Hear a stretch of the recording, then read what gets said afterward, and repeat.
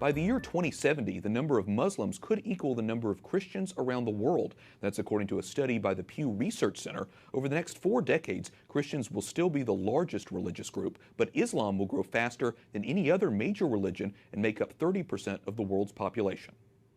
We're joined by Conrad Hackett, Associate Director of Research and Senior Demographer at Pew Research Center, to help us break down the study. Conrad, your study shows the religious landscape in the world is changing at a very rapid rate, relatively speaking. Give us a snapshot of what the trends are and what's going to happen by 2050. Well, the biggest pattern is that while Christians are the largest group in the world, Muslims are growing fastest, twice as fast as the world's population, about twice as fast as Christians, who are roughly keeping pace with global population growth. And in the decades ahead, eventually, we think that if we go out a little bit beyond 2050, that Muslims will eventually outnumber Christians when we get to about the year 2075 or so. It's very interesting. We have a graph that shows that we want to show. It gives you a little bit more detail about the population growth. It shows, as you were saying about Muslims, the only major religious group projected to have that increase at a faster rate. Christianity is number 2, but it's so far down when you just look at the graph itself. What exactly is happening with the growth rate of Christianity itself? Christians are growing rapidly in some parts of the world, but in Europe, for example, which 100 years ago was where 2 out of 3 Christians lived, the population hasn't kept pace, and in recent years there have been more Christians dying than babies born to Christians in Europe in particular.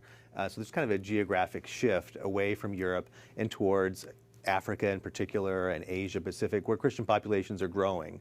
And the growth in those other regions is why globally Christians are outpacing all religious groups except for Muslims as far as growth goes. So it's a mix of a decline in some parts of the world, Western nations, as a share of the population, but then growth in the global South. One other interesting factor here in this study has to do with conversion from one religion to another and how that kind of factors in. Tell me a little bit about how you calculate conversions and what religions are growing in terms of converting. Yeah, we looked at survey data where people tell us the religion they were raised in and their religion today.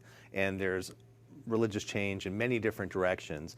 But the biggest pattern in the 70 countries where we have such data is that there are a lot of people in these countries who say they grew up Christian and now no longer identify with a religion. And as far as other religions go, there's movement in and out, but the biggest movement is from Christianity to the ranks of the unaffiliated. Yeah, or the nuns, atheists, yes, that sure. kind of thing.